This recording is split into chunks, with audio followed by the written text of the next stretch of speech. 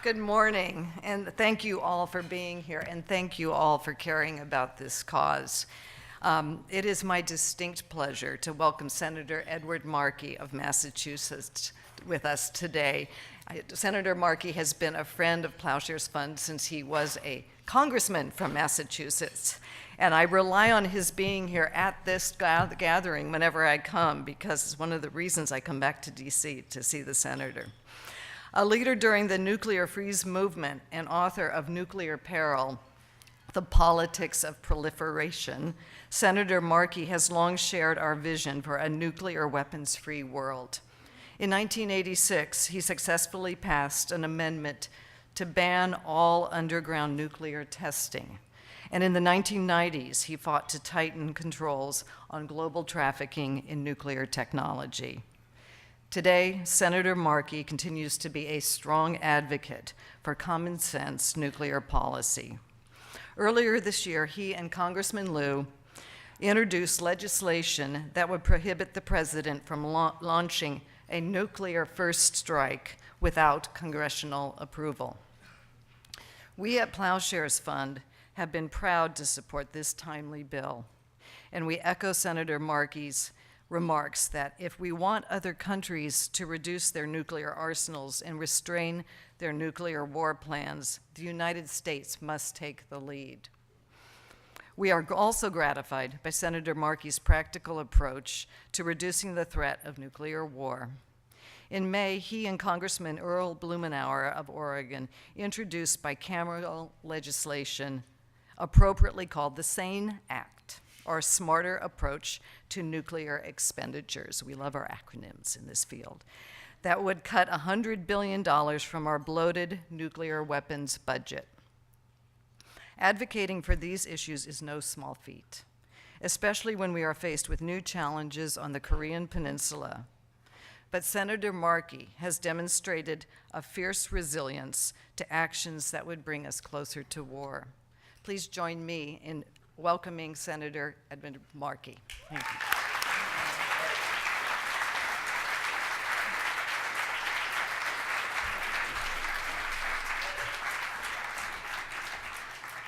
Thank you, Terry, so much, and thank you for your leadership on this issue and for, taking this important role in this important time on this issue.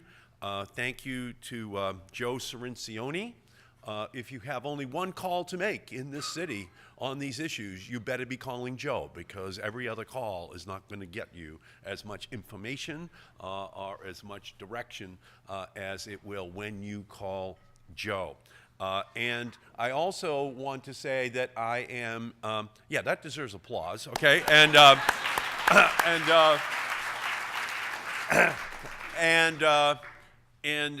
it's also great to be here with the great Bill Perry, former Secretary of Defense. This is the wise man. He's up on the Mount Rushmore of wisdom on nuclear weapons, their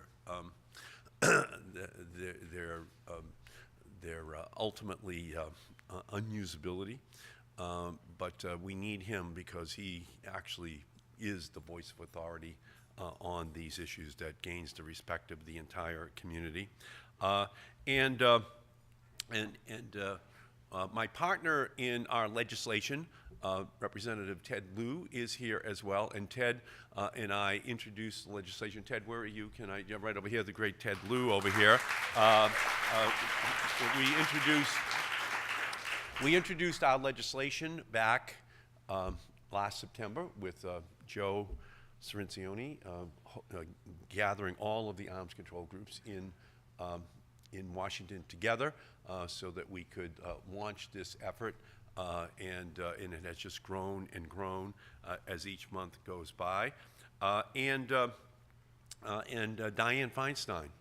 Dianne is absolutely phenomenal on all of these issues, and she and I have been partnering on this nuclear buildup and this new nuclear-tipped cruise missile issue, and it is absolutely critical that we still have her just intense passion on these issues to help to give us the leadership. And I also want to acknowledge that for a quick moment, John Conyers, a congressman from New York, with whom I am going to be introducing new bicameral legislation today, the No Unconstitutional Strike Against North Korea Act, which is pretty much a requirement that there be an authorization for the use of military force in North Korea, not just for nuclear, but for any strike against North Korea, that the Congress should be voting on that issue as well. Tonight, we are I'm in this room and I just said tonight. It looks like we're here at an evening dinner. But today, we have a different fear than we had last year. Last year, when we were debating going nuclear in the Senate, it was on the question of whether or not we were going to end the filibuster. This year, the entire world is worried about Donald Trump's going nuclear and starting a catastrophic war on the Korean Peninsula. What a difference a year makes. Nuclear weapons are the most destructive man-made force in human history. They have been used just twice over 2 fateful days in August of 1945, when some 200,000 souls were lost in the blink of an eye. The radiation released by these detonations killed and maimed tens of thousands more and continue to disable and bring death to survivors of the initial blast even to this day. Sadly, today's nuclear weapons make this destruction seem small. Just one of the most powerful nuclear weapons currently in our arsenal has roughly 4 times the explosive power of the atomic bombs dropped on Hiroshima and Nagasaki combined. We have turned little boy and fat man into nuclear behemoths. So as we consider the almost incalculable power of these weapons, we should think about this. Under existing laws, the President of the United States possesses unilateral authority to launch our nation's nuclear weapons and rain this destruction down anywhere around the world. A single human being, without consulting anyone else, could completely destroy civilization as we know it right now, and that is before we even consider the possibility of nuclear retaliation by others. This is unconstitutional, undemocratic, and simply unbelievable. Such unconstrained unilateral power flies in the face of our Constitution, which gives Congress the sole and exclusive power to declare war. Of course, it is vital for the President to have clear authority to respond to nuclear attacks on the United States, our forces, or our allies. But no U.S. President should have the power to launch a nuclear first strike without congressional approval.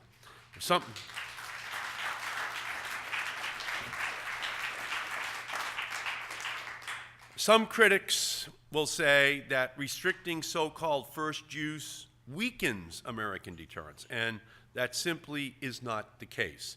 America has the world's most powerful conventional arsenal, the strongest Air Force, the largest Navy, the most capable Army and Marine Corps. And we have the most powerful nuclear response capability that effectively deters nuclear attacks. We do not need to threaten to use nuclear weapons to deter others from launching attacks on us or our allies. In fact, there are dangerous downsides to maintaining a first-use posture.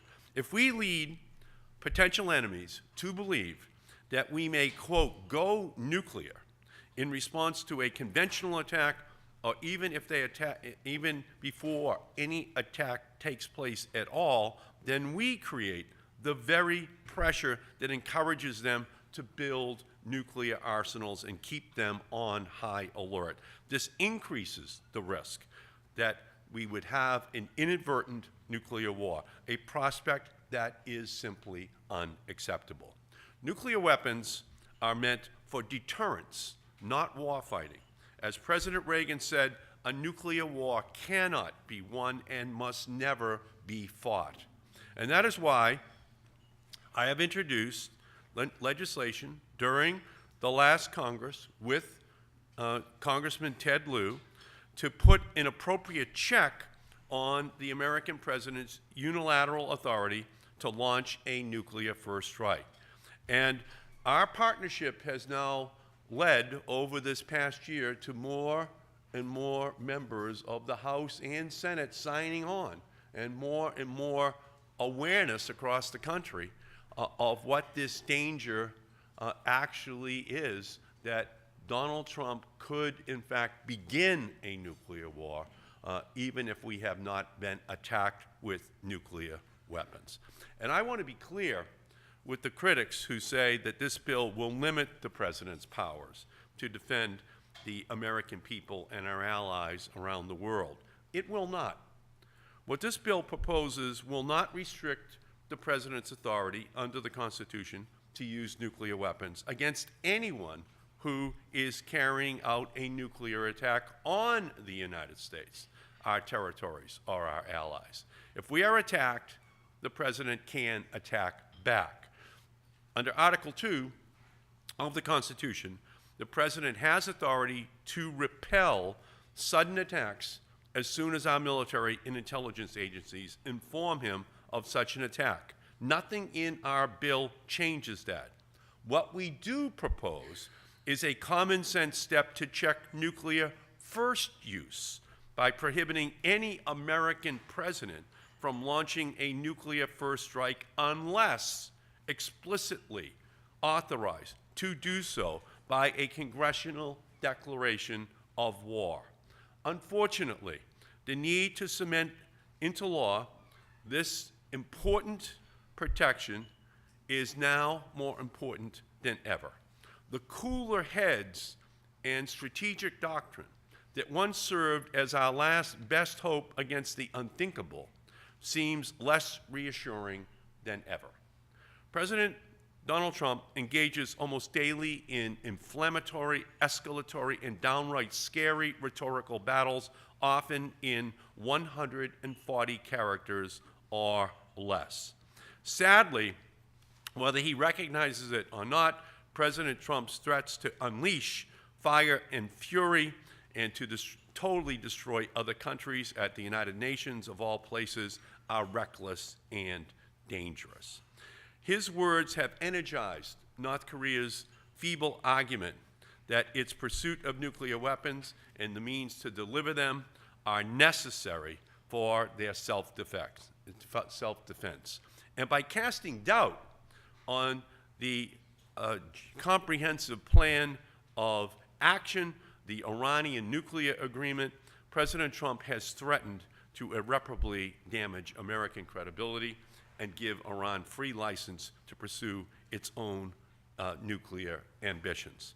It is time for Congress to act and reassert its constitutional role as the branch of government with the sole power to decide when the United States will be the first to use nuclear weapons. No human being should have the sole authority to initiate an unprovoked nuclear war, not any American president, and certainly not Donald Trump. So as long as that power exists, it must be put in check. Now, many in this room have been speaking about this issue for a long time, led by Joe. This is the time. This is the place. We need your energy. We need your voices so that this issue can be fully injected into the national dialogue in our country. We have a real prospect of the president thinking that a nuclear war can, in fact, be fought and won. The Koreans know that a second Korean War will lead to a death of millions, if not tens of millions, of South Koreans and North Koreans, but it could quickly spread into other countries as well. We have a president who needs a check on him. That is what our legislation does.